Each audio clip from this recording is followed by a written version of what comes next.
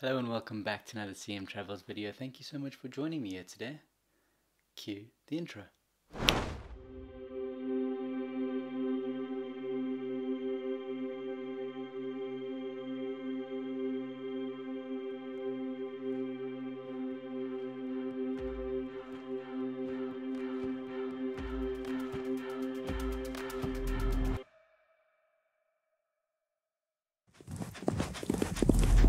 Today we're going to be looking at the similarities and the differences between the Z6 and the Z7. Now the Z6 and the Z7 are from the outside identical in many ways. They both share the same menu layout and they are exactly the same weight. But what is inside is quite different. Let's begin with a quick look at the specs. The Z6 is targeted at a general purpose client with its 24 megapixel sensor, 12 frames per second in continuous shooting mode, and 273 autofocus points. The Z7 is marketed at as the more professional model with its 45.7 megapixel sensor that can push 9 frames per second, an autofocus system with a total of 493 autofocus points. Both cameras offer that hybrid autofocus system with on-sensor phase detection and contrast detection AF. As seen above, the megapixel size is different, the shooting frames per second is different, and the ISO baseline is different, as the Z7 has a base ISO of 64 as opposed to the 100 ISO on the Z6. 273 focus points on the Z6 versus 473 on the Z7. The Z6 EV is far greater, going from minus 3.5 to 19 as opposed to minus 2 to 19 on the Z7. The Z6 has full sensor width 4K video.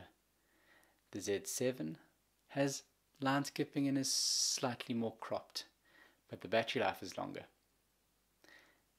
Those are all the specs in a nutshell that differ between the models. In essence, the Z7 has some higher qualities, but the Z6 certainly is not far behind.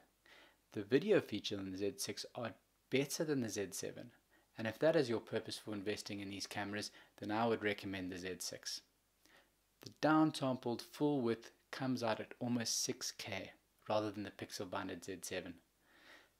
The biggest difference, of course, is the sensor resolution.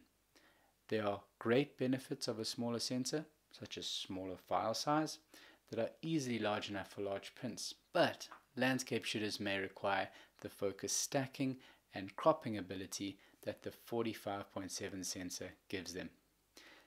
The autofocus systems on the cameras are significantly different as well. The Z7 has finer steps within the autofocus box compared with the Z6. But the Z6 has a faster frames per second, meaning that it should be a better action and wildlife camera.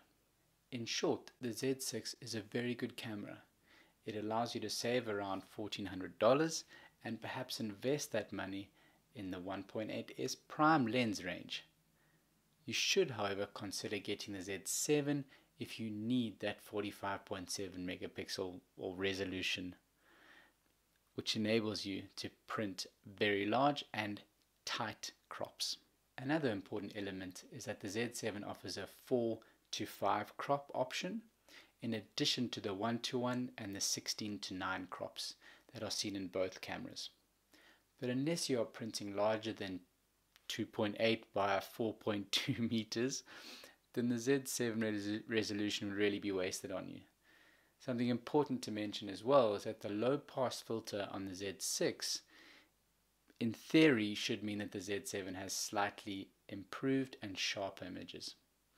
This difference again would only be seen on extremely large prints. I don't think I need to outline a winner here.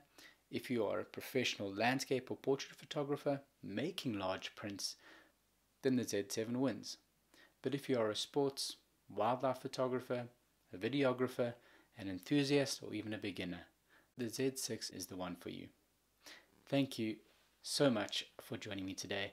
Hit the thumbs up if you enjoyed the content. Consider subscribing if you'd like to see more videos from me. And if you'd like to be notified when our videos are released, make sure you click the notification bell. Until next time, bye bye.